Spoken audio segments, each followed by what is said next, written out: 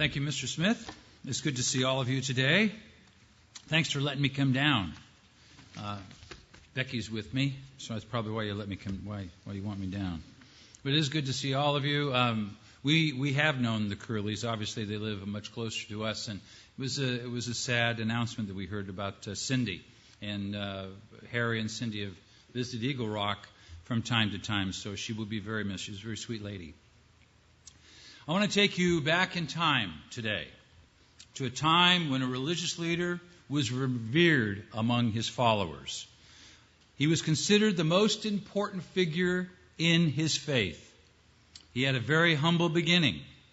He was born to simple parents who had to hide their son from the king and a death sentence. Destined for great achievements by God's hand. So much so, he spoke with God. He spoke for God. He was considered a God. And after his death, his life took on near mythic proportions. During his birth, it was believed his mother knew no pain during childbirth. There was a light from heaven that invaded the room in which he was born. The room was filled with the light from heaven. He took on further divine proportions. He was further considered God's chosen deliverer, prophet, messenger, and mediator. He was quoted endlessly. He is quoted today. His statue, even today, is found in many seats of government all over the world. He is revered in thousands and thousands of places of worship. And his name you are very familiar with. It's Moses. And you were probably thinking of another name. But Moses is who I was speaking of. Moses was my intent, and I'll tell you why. I think the two messages that you'll hear today are going to fit very closely together. What I'd like to do with you is examine one particular aspect of the Old Testament, and whereas it's a singular prophecy, I believe it has massive, epic proportion. In fact, of all the prophecies in the Old Testament, especially as it contains the Torah, it is probably, in my very humble opinion, one of the most very important. It is fulfilled in the New, and we will see in a number of instances in the New Testament, two sections in particular, we will view this prophecy and the new Moses. Our objective will to see why this new or second Moses is the fulfillment, again, of epic proportion. Turn with me, if you would, to Deuteronomy chapter 16 and verse 9. When I usually speak, I usually don't like to jump all over the Bible because that's not the way it was written. I like to take a section, I like to take it and analyze it and explore every facet, every angle, every corner of what it may mean and use as many sources as possible. This is not going to be the case today. And so I'll stop talking and start turning to it. It's obviously at the end of what we call the Torah, or the body of laws that Mr. Kozer referenced.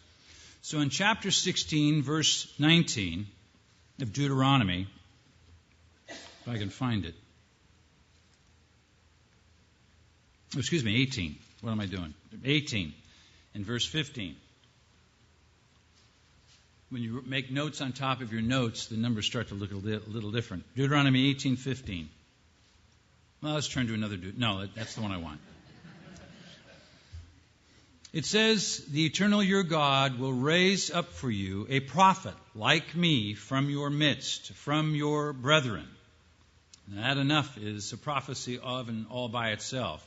"Him you shall hear, according to all you desire of the eternal your God in Oreb, in the day of the assembly, saying, Let me not hear again the voice of the eternal my God, nor let me see this great fire any more, lest I die.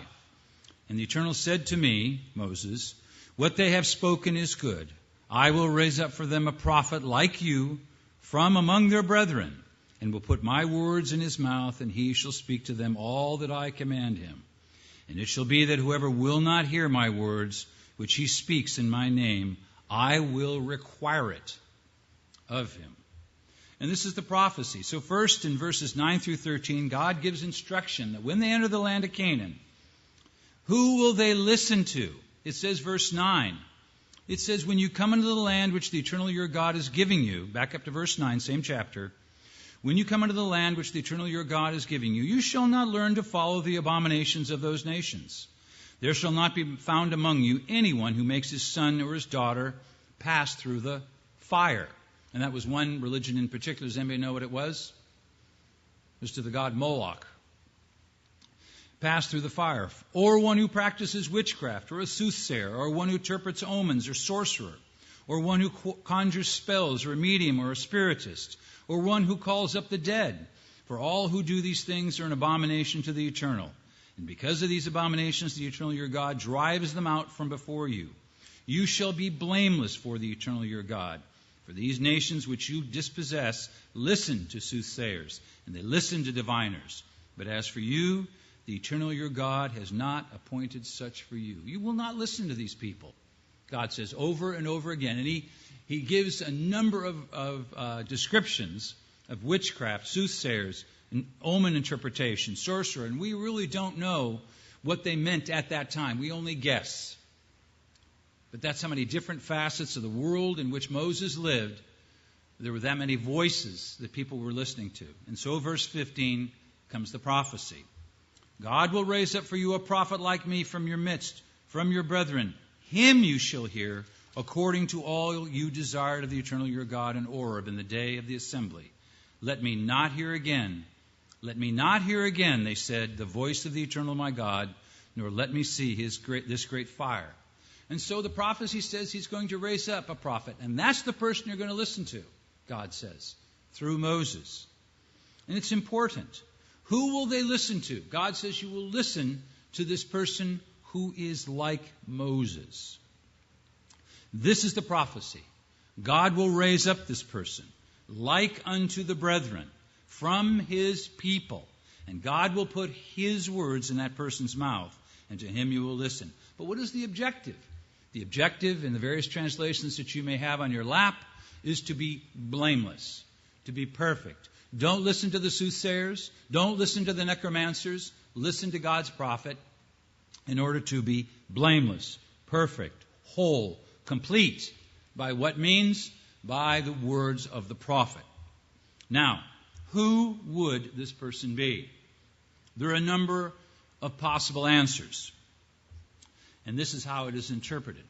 There is a phrase called the singular collective. The singular collective is a word which in the singular, it denotes a series of Mosaic-type prophets. In other words, Joshua, and all the parallels for Joshua, and there are many Moses-Joshua parallels, probably 20 to 30.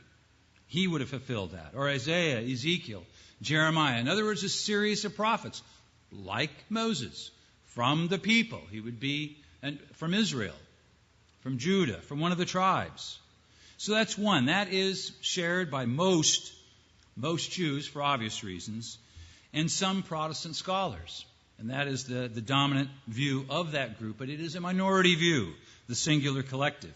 Number two, an interesting fulfillment, shared by millions of people, of the fulfillment of this prophecy. It's believed by Islam that Muhammad, look it up, Google it, that Muhammad is the fulfillment of this prophecy. He is a Semite, so was Moses. He speaks the words of God, so did Moses. He came to the Middle East, so did Moses.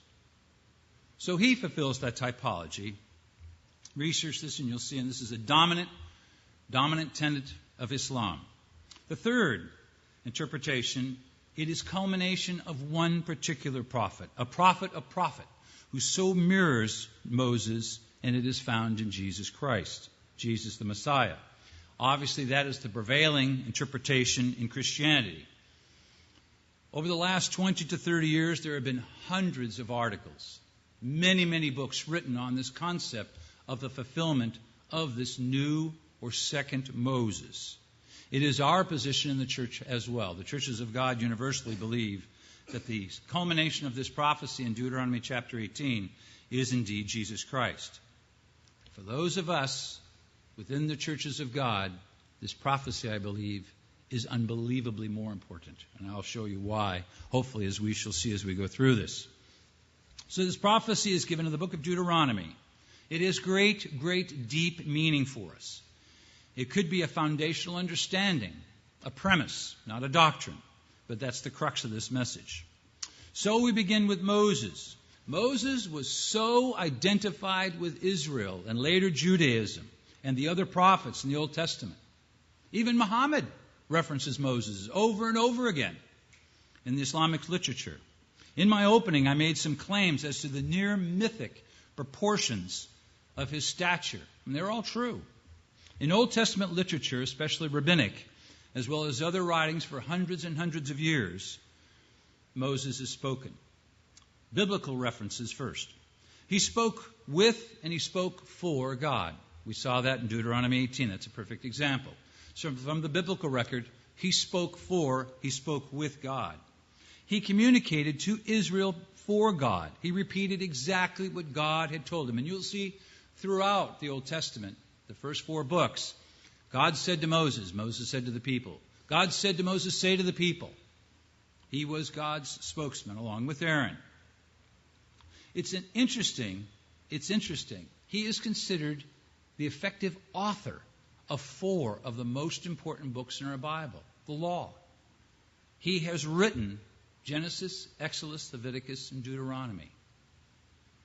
So he is the author of some important books. We consider he was a God. I want you to think that one through. As God was preparing Moses and Aaron before they went back to Egypt, I want you to turn with me to Exodus chapter 6. It may be a verse you're not familiar with. I ran it by a couple of people. They weren't familiar with it. So in Exodus chapter 6, the preparation is beginning for Moses to return back. Remember, he was in Egypt. He fled to Midian. And he is now being prepared by God. In chapter 6, Mr. Smith said if these lights get too bright or too warm, you could turn them off. I don't think I could see my Bible, Paul, without them. So I'm not struggling a lot, but let me see if I can't. There we go.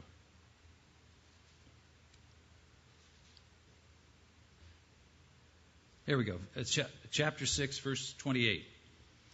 And it came to pass on the day the Eternal spoke to Moses in the land of Egypt. This is Exodus chapter 6, verse 28. The day that the Eternal spoke to Moses in the land of Egypt, the Eternal spoke to Moses, saying, I am the Eternal. Speak to Pharaoh, king of Egypt, all that I say to you. So he's even the spokesman for God to Pharaoh. So the Eternal said to Moses, but Moses said before the Eternal, behold, I'm of uncircumcised lip, verse 30. How shall Pharaoh heed me? How is Pharaoh going to listen to me? I'm not good at this. You can see elsewhere he said, please don't make me do this. Chapter 7, verse 1. So the Eternal said to Moses, see, I have made you as God to Pharaoh, and Aaron your brother shall be your prophet. You shall speak all that I command you. So, Pharaoh will see Moses as God. The word there is Elohim. We could retranslate it and say, as a God. That is how Pharaoh will see you, as a God. And that's important. Very, very important. As God, Elohim. It's a relative term. But God gives Moses incredible power and stature. For at the time, there was no one more powerful than the king of Egypt, the Pharaoh. He was considered what? A god. He was the son of Ra, the god of gods. And so God elevates Moses to this heavy, heavy responsibility. But he gives him preeminence of stature at the time. Moses is God's agent on earth. Is he not? He speaks with God. He speaks for God.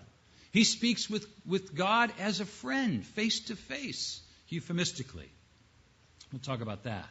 He had the power, Moses did, to change water into blood, whole oceans, seas, call down fire and hail from heaven, frogs and lice. Moses commanded it all. Yes, we know by the power of God, no doubt about it.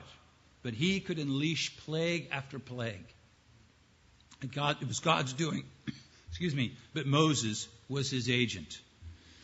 It was his representative. From a human perspective, he was the deliverer of Israel. From a human perspective. And I refer you to Acts in the New Testament, chapter 7, verse 35. We won't turn there. He was Moses, the intercessor. He was the deliverer. He was the mediator for Israel to God. You wanted to get to God, you had to go through Moses. And Moses had been selected by God. The rabbinic sources early in the first century, some rabbinic authors claimed that Jochebed, Moses' mother, had no pain at childbirth, that light had flooded Amram and Jochebed's home the time of Moses' birth. Heaven descended and light shone throughout the entire room the night he was born. Exodus Rabbah, which is again a rabbinic book or piece of literature, claims that, in fact, now follow me here, Amram, the father, divorced Jochebed, the mother, because during the time Pharaoh was going to kill all the newborn males, correct? Remember that? Death of the male children? And so, this is rabbinic literature, this is not the Bible, but this rabbinic literature, Exodus Rabbah, claims that Amram divorced Jochebed because of this. Why get married and have kids? Pharaoh's going to kill him if they're a male. And while divorced, she became pregnant with Moses, resulting in a miraculous birth of Moses. This is in the literature. And this is the stature that built around Moses long after his death. This is the height, the epic heights that Moses attained after his death. Josephus, who wrote extensively, he was a Jewish historian around the first century. We'll quote him later. But we can easily see that Moses was and continued to be the par excellence representative of Judaism and continues today. We see his statue. We see him on the halls or seats of government. Go to most state capitals. Somewhere on the grounds, you will have a reference to the Mosaic Law. Our capital in Washington references Moses in at least 6 places. 6 places. 3,500 years after his death. So it continues today. But how does all of this apply to the prophecy? Does Jesus the Messiah fit the bill? How closely does he fit the bill? And why is it essential for this new Moses to be understood in this context by us so that we can indeed apply it, as we heard in the opening prayer, as we heard in the first message, we can apply it in our lives and our understanding. And so, first I want you to set the stage. Set the stage. I want you to turn to Exodus again, chapter 1. Yes, we will get out of Exodus, I promise. Exodus chapter 1 in verse 8.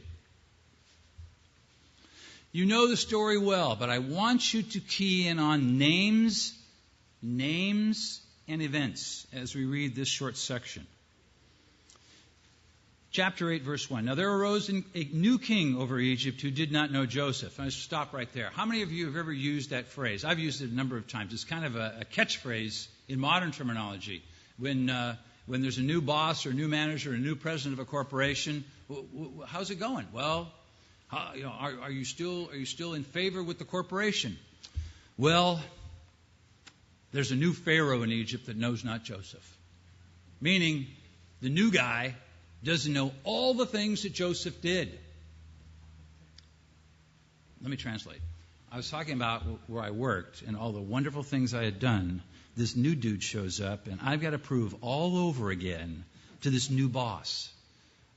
No bueno. It's not good. I got to start all over. And that's what this phrase means. There arose a new king over Egypt who did not know Joseph. Joseph was second in command. He was the right-hand regent of the prior king. And he said to his people, the king of Egypt said, "Look, the people of the children of Israel are more and mightier than we. Come, let us deal shrewdly with them," whatever that means, "lest they multiply, and it happen in the event of war that they also join our enemies and fight against us, and so go up out of the land." They'll leave. They'll fight against us, they'll win, they'll leave. Therefore they set taskmasters over them to afflict them with their burdens. And they built for Pharaoh supply cities, Pithom and Ramesses. But the more they afflicted them, the more they multiplied and grew. I mean, can you imagine? Hot, long day at work doing whatever, and let's have kids. I don't know how that fits together, but they had more kids. So the Egyptians made the children of Israel serve with rigor, and they made their lives bitter with hard bondage, and mortar and brick and all manner of service in the field. All their service in which they made them serve was with rigor. So they made them servants of servants, and they were brutal to them. And we see in these first few verses. And they're afraid of losing the kingdom, so they make them work harder and harder. Let's continue. And in verse 15, then the king of Egypt spoke to the Hebrew midwives, of whom the name of one was Shiphrah and the other name was Puah. An interesting story. That Pharaoh goes to these two midwives. Can you just picture that? Right? It's kind of like the president of the United States or the king of some country going to a hospital in the birthing center and talking to two of the nurses that are help delivering babies. And he said to them, when you do the duties of a midwife for the Hebrew women and see them on the birth stools, if it is a son, you will kill him. But if it is a daughter, then she shall live. Another point. I was talking about this with one of my kids, and I said, now, if you wanted to stop people from multiplying, would you kill the men or male children, or would you kill the female children? Last I looked, men don't have children. Women do. That's just a side point. But the midwives feared God and did not do as the king of Egypt commanded them, but saved the male children alive. So the king of Egypt called for the midwives and said to them, why have you done this thing and saved the male children alive? Well, they're lively. They get out before we can stop them. Obviously, verse 20, God dealt well with the midwives. They lied. God dealt well with the midwives, and the people multiplied and grew very mighty. And so it was because the midwives feared God that he provided households for them. So Pharaoh commanded all his people, saying, every son who is born you shall cast into the river, and every daughter you shall save alive. In other words, kill all the male children as they are born. A horrible, horrible, horrible thing. We switch now to chapter 2. Again, the story you know well. Verse 1, and a man of the house of Levi went and took a wife, a daughter of Levi. So the woman conceived and bore a son, and when she saw that he was a beautiful child, she hid him 3 months. But when she could no longer hide him, she took an ark of bulrushes for him, daubed it with asphalt and pitch, put the child in it, laid it at the reeds by the river's bank, and his sister, the child's sister, stood afar off to know what would be done to him. Now we know who we're talking about. We're talking about Moses. Who is his sister? Remember his sister's name? Miriam. Remember that. It's not mentioned right here.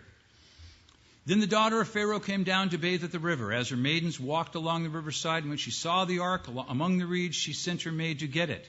And when she opened the ark, the little thing of bulrushes, she saw the child, and behold, the baby wept. So she had compassion and said, this is one of the Hebrews' children.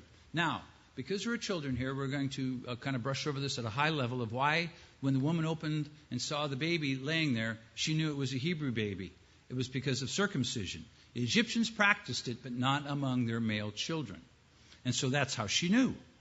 Then his sister said to Pharaoh's daughter, shall I go and call a nurse for you from the Hebrew women, that she may nurse the child for you? And we know what happened after that. And so we see as the story continues, that Moses grows in the household of Pharaoh. Moses later, as you know, happens to unfortunately kill an Egyptian trying to help a fellow Israelite. He understands he is an Israelite.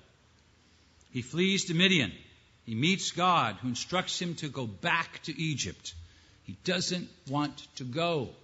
He doesn't want to go back. And so we pick up the story in chapter 4. So turn with me, if you would, to chapter 4. In chapter 4, we pick up the story in verse 13. Moses is saying, as we alluded to earlier, I don't want to do this. He said, O my Lord, O Eternal, please send by the hand of whomever else you may send. So the Eternal, verse 14, so the anger of the Eternal was kindled against Moses, and he said, is not Aaron the Levite your brother? I know that he can speak well. And look, he is also coming out to meet you. When he sees you, he'll be glad in his heart. Now you shall speak to him and put the words of his mouth, and I will be with your mouth and with his mouth, and I will teach you what you shall do. So he shall be your spokesman to the people, and he himself shall be a mouth for you, and you shall be to him as God. Again, very, very powerful. So not only is Moses is as a God to Pharaoh, he also shall have that aspect in a human sense to Aaron and the people. And you shall take this rod, Moses, in your hand, which you shall go and do signs. And we know that the rod was like a scepter, and this was a right of kingship. By the way, the Pharaoh, king of Egypt, he too had a scepter. All kings have a scepter. It kind of goes with, you get a crown, you get a robe, and you get a scepter, and all the food you can eat. So that's the signs of king. That's a scepter, like a rod. And so we know the story well. We know the story well. And we wonder to ourselves, how does this happen? Why does this happen? And I want you to understand, he goes on to say, so verse 18, Moses went and returned to Jethro, his father-in-law, and said to him, please let me go and return to my brethren who are in Egypt, and see whether they are still alive. And Jethro said to Moses, go in peace. Now the Eternal said to Moses in Midian, go, return to Egypt, for all the men who sought your life are dead. And Moses took his wife and his sons and set them on a donkey, and he returned to the land of Egypt. And Moses took the rod of God in his hand. Very powerful story. Very, very powerful story. Now as we read this, let's recap. Joseph dies. A new king in Egypt arises. He seeks to kill all the male children to protect his kingdom. Moses is born. He is hidden. He flees to another land and returns to Egypt. As he returns to deliver God's people, and he does so because all that sought his life are dead. Now, I want you to put on your New Testament hat, your New Testament eyes, your New Testament brain.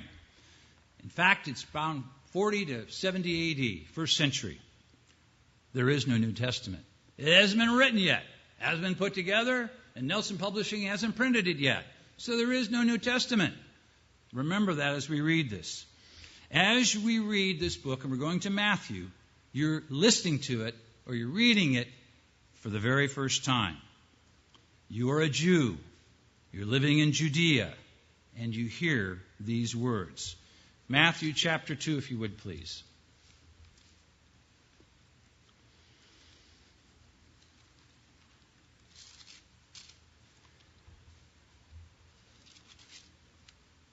In Matthew chapter 2, we will pick up verse 7.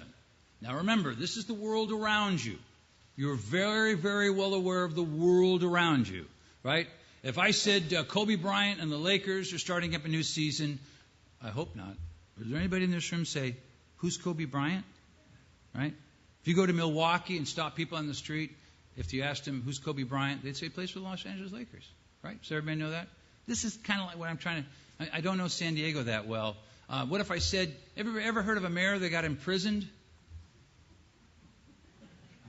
Hello? Okay, never mind. This is local stuff that he's talking about. And Matthew begins in verse 7. Then Herod. Who's Herod? He's king. When he had secretly called the wise men. Why is he called the wise men? We know this story. Do you know there's only 2 chapters in the Church of God we never hear talked about? It's Matthew 2 and the beginning of Luke. Very rarely, if ever. How many of you ever heard a sermon on Luke 2? No, 3 of you. Good. It's the birth narrative. It's too close to that pagan holiday, so we're very careful about reading it. It's always done in context, as I'm doing now. So Herod, when he had secretly called the wise men, right? The wise men are coming because they saw the star. They saw the star because the birth of the Messiah. Something's happening. They determined from them what time the star appeared, and he sent them to Bethlehem and said, go, search carefully for the young child, right? This child's been born. And when you have found him, bring him back word to me so that I may come and I may worship him. And we know that's a lie. When they heard the king, they departed, and behold, the star which they had seen in the east went before them, till it came and stood over where the young child was. When they saw the star, they rejoiced with exceeding great joy, and when they had come into the house, they saw the young child with Mary. What's the Hebrew name for Mary? Miriam. and his mother, and fell down and worshipped him. And when they had opened their treasures, they presented him gifts to him, gold, frankincense, and myrrh. We think the father was there. What was the father's name? Joseph. Then, being divinely warned in a dream that they should not return to Herod, they, Joseph, Mary, and the baby, departed for their own country another way. The three magi. We don't know there were three. The magi returned another way. Verse 13. And when they had departed, behold, an angel of the Eternal appeared to Joseph in a dream, saying, Arise, take the young child and his mother, flee to Egypt, and stay there until I bring you word, for Herod will seek the young child to worship him. No, that's what Herod said. That was a lie. He said the angel says, he will seek the young child to destroy him. When he arose, he took the young child and his mother by night and departed for Egypt, and was there until the death of Herod, that it might be fulfilled, which was spoken by the Eternal through the prophet, saying, Out of Egypt I have called my son. You got the wheels whirring right now? Huh? You got the wheels moving? Does this sound familiar? A little bit? Then Herod, when he saw that he was deceived by the wise men, was exceedingly angry, and he sent forth and put to death all the male children who were in Bethlehem, and in all its districts, from 2 years old and under, according to the time which he had determined from the wise men. Then was fulfilled that which was spoken by Jeremiah the prophet, saying, A voice was heard in Ramah, lamentation, weeping, and great mourning. Rachel weeping for her children, refusing to be comforted because they are no more. Now when Herod was dead, behold, an angel of the Eternal, another angel, maybe the same angel, but it was another instance, appeared in a dream to Joseph in Egypt, saying, Joseph in Egypt, saying, Arise, take the young child and his mother and go to the land of Israel, for those who sought the young child's life are dead. Then he arose, took the young child and his mother, and came into the land of Israel. Do you see any parallels? Joseph and Mary, dreams. God takes Jesus to Egypt. Why? The leader of the land, Herod, seeks to destroy him. Herod decrees that all males under 2 years old are to be killed, to remove any threat to the chance of destroying his kingdom. In another dream, Joseph returns to Israel, as Herod is dead, because in verse 20, for those who sought the life of the child are dead. Note the points of similarity of what we've read. In both stories, there is a Joseph, the patriarch in Egypt, and Jesus' earthly father. There is Miriam, Moses' sister, in the New Testament, Jesus' mother.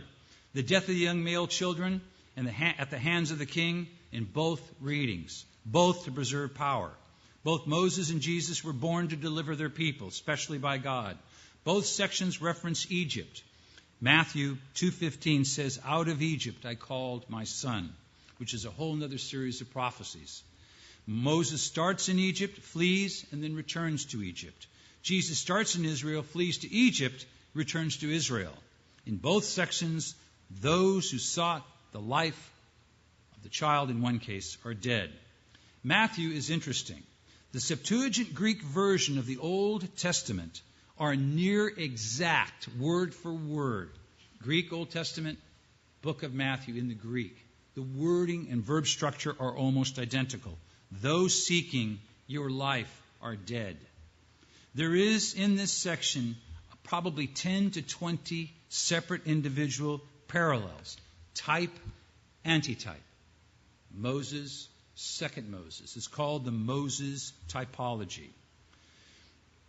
Josephus, the Jewish historian, adds further perspective of the time. Oh, my book. Forgot to bring my book up. Can I grab my book? Is that okay? Can we do a timeout? Can we pause? Is it okay to hit the pause button? From Dale Allison's book on Moses, let me read just a very, very short section.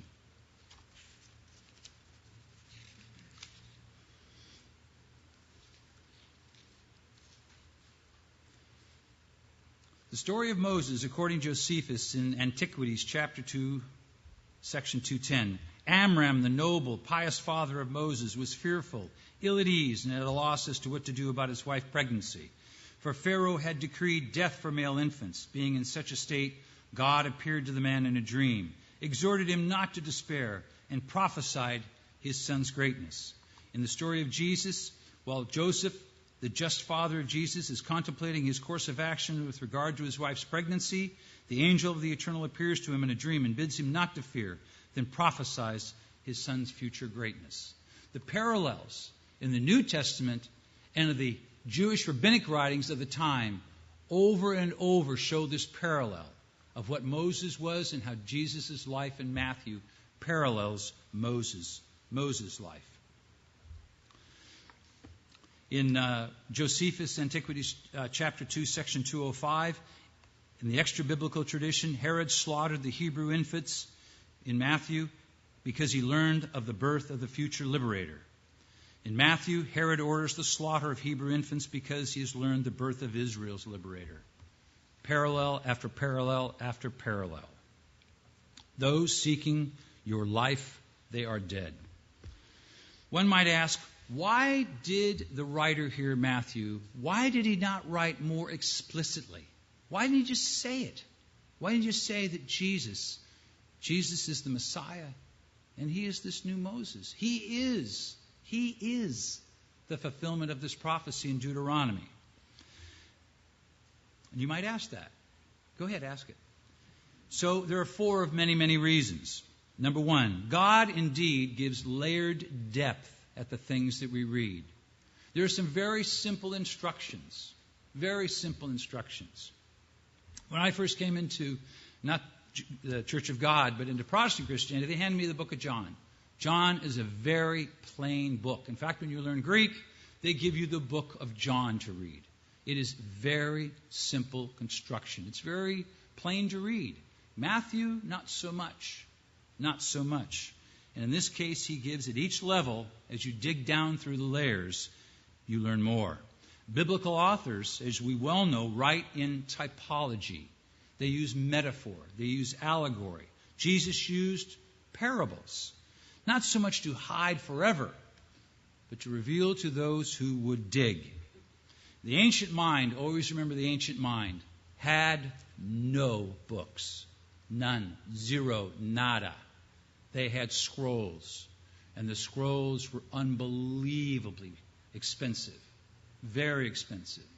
The vast majority of people could not write or read. They did not need to. It wasn't necessary. You don't know. Most of us in this room don't know calculus. Some we do know. Some do know calculus. It's not necessary for everyone. Also, the ancient mind was much more adept to hearing and retaining. Their memories were vast. Whole sections of the Bible were retained word for word because there were few, if any, scrolls or pieces of parchment or papyrus. Memorization was the normal course of education. Lastly, because it may seem somewhat hidden to us, to Matthew, what he writes is in plain sight. If I could ask Doug if you could, and Julian, if you could pass out, it's just a small little handout. I'm not sure if I have enough. We're going to have to share because John was cheap. John didn't know how many to...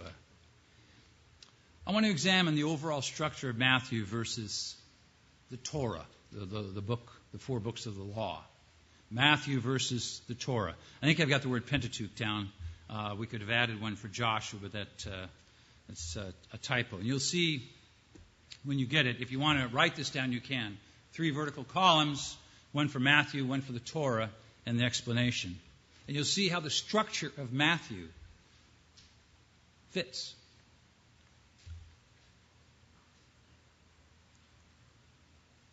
Come on. Did you two guys kind of hoof it?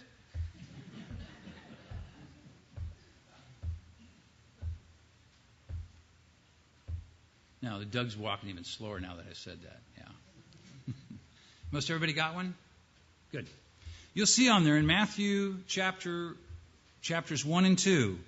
In Exodus, chapter 1, we read some of this, chapter 1 through 2:10, is the infancy narratives of both books. In Matthew chapter 3 and Exodus 14, It's called the crossing of the water. And this is from Allison's book, page 268. And you'll have another reference there of other parallels. But it's called the crossing of the water. It's baptism. You think about the crossing of the Red Sea and Jesus' baptism in order. It's Matthew chapter 3, Exodus chapter 14. I put a side note there of baptism in Corinthians 10, where it says, Paul says that when Moses had the Israelites pass through the sea, they were what? Baptized unto Moses. So even Corinthians has some Mosaic typology. Matthew 4, Exodus 16, the wilderness temptation, and so on and so forth. And I ask you to do this if you want to have some fun. If you want to have some fun and you like to study, I offer this to you. You've got 20 to 30 hours of study right here, just comparing these two, and see the points, very obvious, of parallelism. And look for the typology. Moses, the new Moses. The events, the time periods, the manna coming from heaven during the wilderness wandering. Jesus calling down, I am the manna from heaven. And over and over and over again, he references it over and over again. The Exodus and the Passover are the most spoken about events in the entire Bible, from Genesis to Revelation. And so I give that to you along. There's a couple there to study. Without looking, let's pick this next one, Matthew chapter 5 and Exodus chapter 19. Help me out here. This will be a little bit of interplay here. It's the mountain of law giving. What happened first in Exodus chapter 19? Tell me. Who was on the mountain? In Exodus 19. Moses. What did he receive? The law. From whom? God. So Moses is on the mountain. He's on the mountain. He receives the law from God. He talks to God and descends with the law. Now we're going to move to Matthew chapter 5 and on in 6 and 7. Matthew chapter 5, 6 and 7 is known as the Sermon on the... What's the mount stand for? Valley. No, a mountain. So Jesus is on a mountain. It is one of the most concentrated references of the book of Deuteronomy in Matthew chapter 5. He is quoting again and again and again God's law, all in a positive light, as we know. And so you can check each one of these sections in parallel and see where there's this great concurrence, speaking about two different people, talking about, in many ways, some very, very similar things. Jesus and Moses are both on a mountain in Matthew 5 and Exodus. God speaks to Moses, who gives the law to Israel. Jesus, who is God, gives the law to Israel. Both quote Deuteronomy extensively. One's in Exodus. If Jesus is the prophetic fulfillment of the Moses Deuteronomic prophecy, and we believe it was Jesus as the fulfillment, who was the spokesman for God to Moses, let me ask you, would this new Moses, who we know as Jesus Christ, if he's the second Moses, he's the new Moses, would he bring a new law? A brand new law? New commandments? New understandings? New precepts? If he did, the first message is null and void. It's null and void. We shouldn't be quoting from the Old Testament at all. But we know better. He would not bring a different law. Would this second Moses abrogate, alter, destroy that law given to Moses if he was the second Moses, the new Moses? No, of course he wouldn't. We'll give you one more book. John chapter 1. If you'll turn to John chapter 1. Remember we said earlier that John is a much simpler book. He's very plain. So as we read John chapter 1, I want you to again, it's 50 to 60 AD or whatever first century decade you wish to use. You're listening to this the first time, you're hearing it, and this is what you hear. In the beginning was the Word, and the Word was with God, and the Word was God. He was in the beginning with God. All things were made through him, and without him nothing was made that was made. In him was life, and the life was the light of men. And the light shines in darkness, and the darkness did not comprehend it. If you were listening to this in Hebrew, or you were listening to it in Greek, you would have heard some of the very same exact words that you would have heard in the book of Genesis. In the beginning was the Word, and the Word was with God. Some of the same. It is not word for word throughout the chapter. It's not meant to be. It's written for us to dig and to think. He does it for a reason. He does it for a reason. Type and typology. So John takes this other tack because his result is similar, but he goes a different way around it. So what does this remind us? The points of concurrence with Genesis. In the beginning, light, dark. John's gospel was written after Matthew's by most scholars. He was a disciple. He was a disciple that felt things were more theological. We do not see the same type of stories in John that we see in Matthew. John wrote differently. It's not considered one of the synoptic gospels. He sets the stage differently. He's more direct. Verse 14, jump over there with me. And the Word became flesh and dwelt among us, and we beheld His glory, the glory as the only begotten of the Father, full of grace and truth. The Word became flesh. The word in the Greek is, as you may know, logos. It is the same word used in Greek for the law. It is the Word of God. The 10 words are the 10 logos. So when he says the Word became flesh, we would interpret that as Jesus Christ is the walking, talking embodiment of the law. Because we believe He gave it at Sinai after Passover, as they were dwelling in the wilderness. While they were dwelling in the wilderness in tabernacles. The word in verse 14, and dwelt among us, is the word skenu. It is the word in Greek, does anybody know?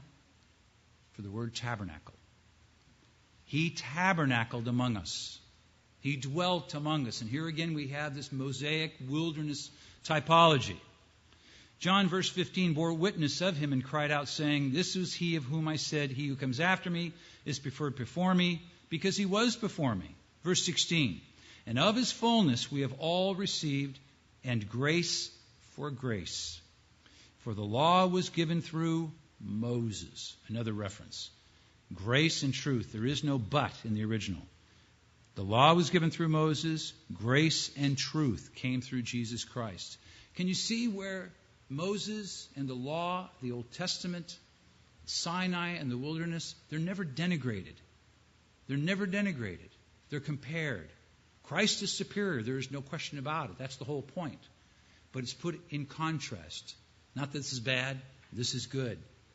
Those bad old laws you quoted in the first message, those bad Old Testament laws. No, they're not compared as negative and positive. They're both positive, but one is far greater. Far, far greater is the giver of this law. And so we continue.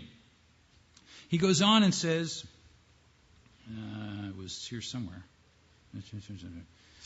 Turn with me, if you would, same chapter, verse 19. Verse 19.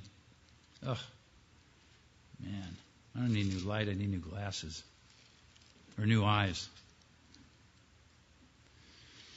We see an exchange here with John and those around him. This is the testimony, verse 19, chapter 1. This is the testimony of John when the Jews sent priests and Levites from Jerusalem to ask him, Who are you?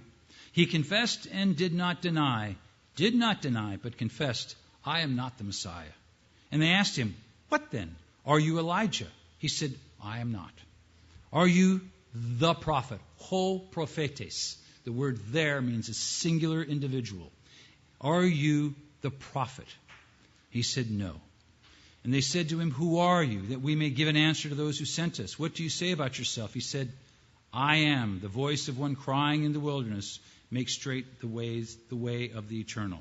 Isaiah chapter 40. As the prophet Isaiah said. Verse 24. Now those who were sent were from the Pharisees, and they asked him, saying, Why then do you baptize if you are not the Christ, nor Elijah, nor the prophet? The prophet. The prophet, the Messiah, and the Elijah were the three things that they were looking for. These were the three people they were looking for. In another study, your own study, you probably know the two of them were one. The prophet and the Messiah, the Christ. Christ fulfills that role. I'll refer you to the book of John to give you a little bit of digging, if you wish, in John chapter 7. We're in the confession of one of the early martyrs of the church. He said he fulfills Deuteronomy 18. I think we've already proved that. So as the Baptist is questioned, it brings out the point that there was a great expectation in the first century of who is this prophet? Who is this prophet? In verse 43, maybe one last reference. Verse 43, again, just John chapter 1. We haven't even gotten out of John 1 yet. Verse 43, the following day Jesus wanted to go to Galilee. He found Philip and said to him, "Follow me." Now Philip was from Bethsaida, the city of Andrew and Peter. Philip found Nathanael and said to him, "We have found him. We have found him, of whom Moses in the law and also the prophets wrote, Jesus of Nazareth, the son of Joseph."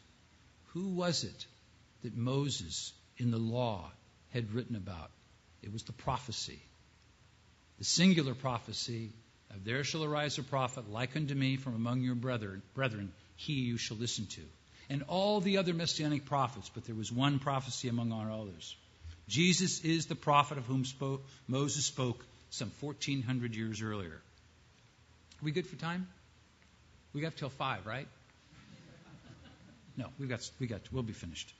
There are dozens more areas of the New Testament, and you can Google this very easily and see the many papers. In the vast majority of cases, we would agree with almost every paper written about the concept of the new Moses. But they don't have the deeper understanding and acceptance of God's law that we do. Hence the comment I made about the first message. You see how much it fit in, Mr. Kozer? Right? There are dozens more. In Luke, in 1 Peter, in Hebrews, 2 Corinthians chapter 10 we reference. I think the second section of that handout gives you even more to work with. But we see a continual reference, all positive to Moses and the law as God's representative. He is the lawgiver, the deliverer, the mediator, the Savior, and the prophet of prophets in the Old Testament. But Moses spoke of one who would come after him. Moses spoke. Turn back with me as we close in Deuteronomy chapter 18, not 16. In Deuteronomy 18, there is a very, very interesting verse in this section. He'll raise up for you, verse 15, a prophet like for me in your midst, from your brethren. He will hear all that you desired of the eternal your God in Oreb in the day of assembly, saying, let me not hear again the voice of the eternal my God, nor let me see this great fire anymore. I don't want to hear God anymore. Send us a man. We want to hear a man's voice. And the Eternal, verse 17, said to me, Moses, what they have spoken is good. I will raise up for them a prophet like you from among their brethren, and will put my words in his mouth, and he shall speak to them all that I command. It said earlier, you will learn everything that you desired to learn of the eternal God at Oreb. What God didn't say, and how does this relate to God's church? What God didn't say, because he could have said, this new prophet will change everything I'm saying here. He will eradicate, nullify, and disavow all the laws that I've just given to you. Or this prophet will destroy the memory of what's happened here. You'll never have to reenact it again. He will be the antithesis of the law. Moses could have told the people that, but he didn't. But they said they don't want to hear the voice of God any longer. So God sent his Son, who is very God, but in the likeness of man. So indeed, the prophecy is fulfilled in two ways. One, in the likeness of man, speaking as a man, which is incredible, but also as God, speaking for God.